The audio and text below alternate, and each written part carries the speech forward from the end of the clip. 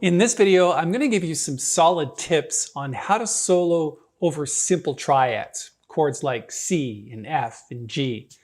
As a matter of fact, this tune is actually in C and it's fairly simple to do, but you need a strategy, and I'm going to share one with you that's pretty solid. The tune that we're working on is O Holy Night, and this is the second in our tutorial series on O Holy Night. In the previous one, we talked about how to play the actual arrangement that I wrote out.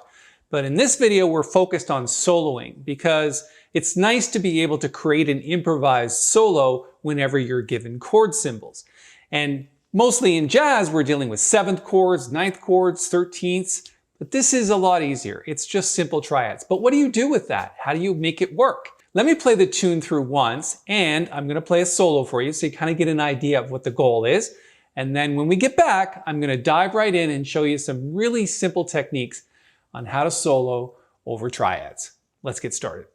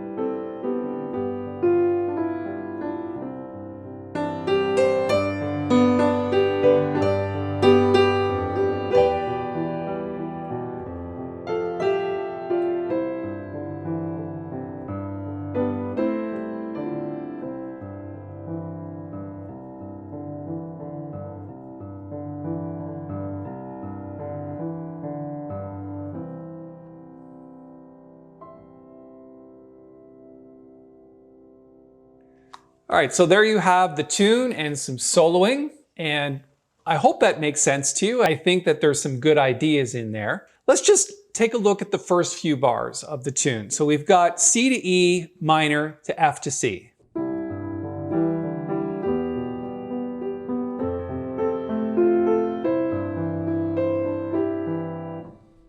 So the first thing you're going to want to do is think about what to do with the left hand. So in this case, because it's a slow 6/8 tune, I would suggest that you just play the 10th in the left hand. Play the root and the third of the chord. Just like that. And we absolutely need another ledger line here to make it make sense. So C and E. And then in the right hand, consider playing what we call pentatonics. So a pentatonic scale is actually 1, 2, 3, 5, and 6.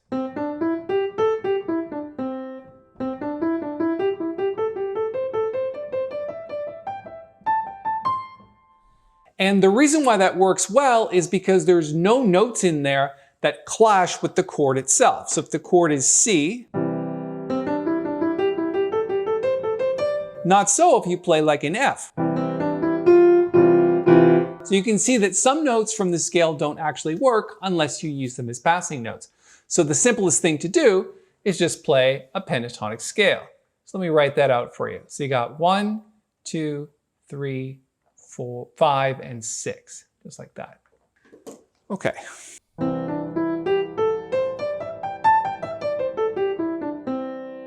Then when we get to the E minor chord, you can play the exact same pentatonic scale for E minor. So just duplicate that scale here, except change the bass notes to E and G, like that. So C is this, E minor is this.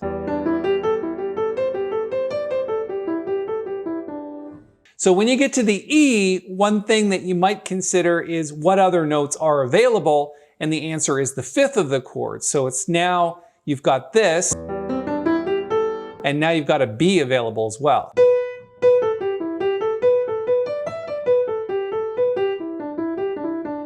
So a little extra note.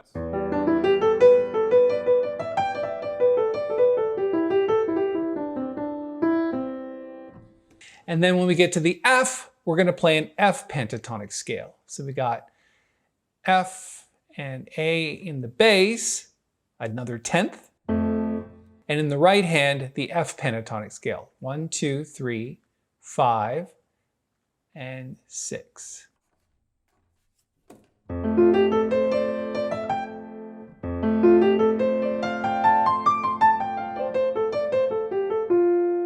And then back to the C, which is just a repeat of the previous bars. So just look to the original C for that one. So let's just use the pentatonic scales for each of these chords, and let's see if we can come up with a quick solo.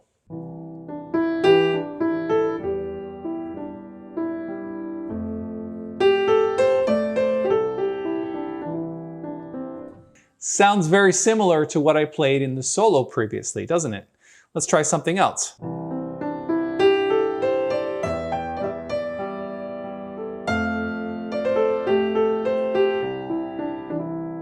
So it doesn't really matter what note you play, it's going to work really well. Let's go on to the next line and discover what other trouble we can get into, which is the G chord. Now that we have our screenshot, let's go and put a G in the bass and a B. So we're playing another 10th. And then the G pentatonic scale is the same as the others. 1, 2, 3, 5, and 6.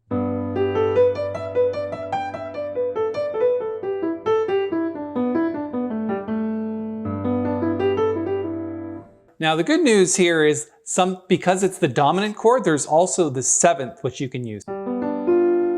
So it sounds really bluesy.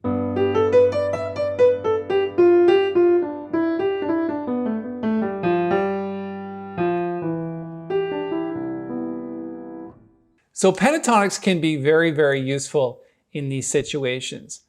The next thing that I'm going to suggest is if we go back to the first few bars, and we consider doing something else with that, one thing you can do is think about the scale itself, which is just a C major scale.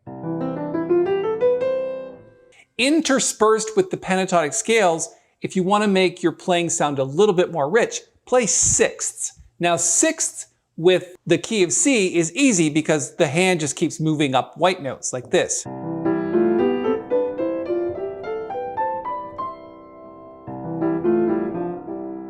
It's a nice sound. So if you consider we can play sixth with the C major scale as using some of those passing notes, we can play pentatonics first.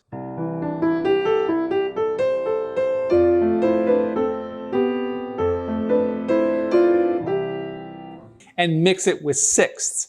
So I did that in the solo as well. I'm finding ways to kind of get the chords in there, which is sixths are a really good idea.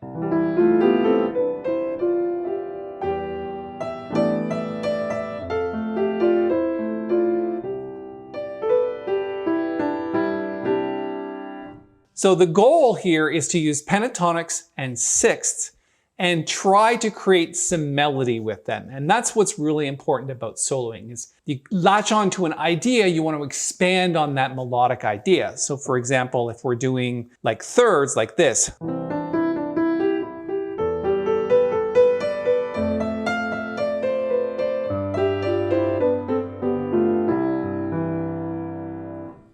now C is definitely an easier key than most keys because it's just essentially white notes. Now, I don't think it's time for more advanced strategies at this point. We try to keep these tutorials to 10 to 12 minutes. So I hope this was helpful for you. If you have any questions or you want to expand further on it, please put your questions and comments below. And of course, if you'd like to subscribe to the channel, we could use a few more subscribers just like you. Thanks so much for your time. I appreciate it very much.